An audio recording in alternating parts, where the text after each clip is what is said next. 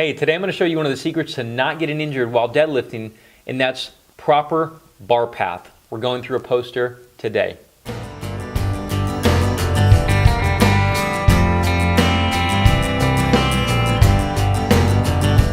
Hey everybody, we're doing the deadlifting form tip sheet again. This is a poster that I made from my office.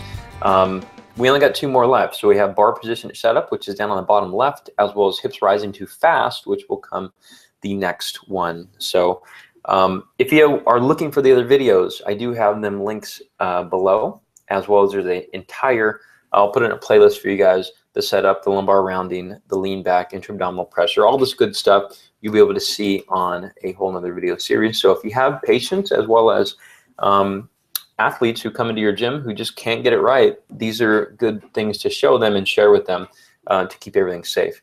So bar position and setup, I think, is an important one that I start with people, and I show them this diagram here.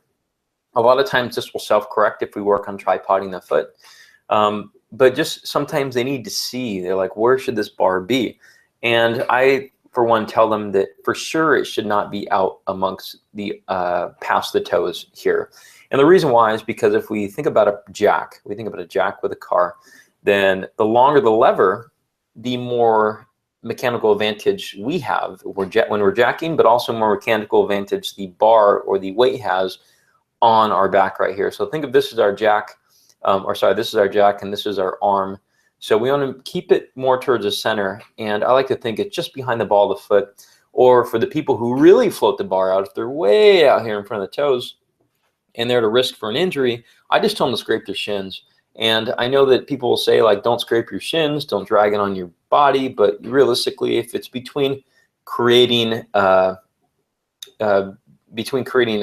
scabs and stuff on the shins and having a back injury, I'd much rather have the scabs. Okay, so those people, I'll tell them, if you did not scrape your shins and leave bruises on your thighs by the time you're done with deadlifting, then you did it wrong.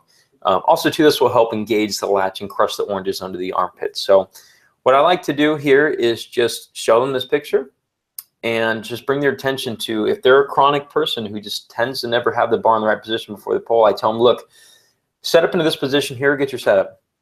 Do not even create pre-pull tension unless I check your form first. So sometimes we'll go into deadlift hold just to make sure that they have proper setup, which I will put a link description below as well. This is basically where we find, we get them to find the position, stick it, create intra-abdominal pressure, proper pre-pull tension before we let them drive out of this position here. So if you guys are looking for the other types of videos on this, these are all on here. So check and just click into our videos. I will have them all in the link description below, and as well as you can see there's other suggestions on this video. So if you're looking for this poster is on p2sportscare.com right down here. Okay, just go into the shop, you'll find it. It's very affordable, $50 I think it is, if you're not customizing, but if you want your own logos on it, by all means. People like to have their own logos. So we do vinyl prints as well, huge ones for the wall. Just reach out to me and I'll set you up with that. All right, next time we're going into hips rising too fast. So share this with your friends and your people who lift.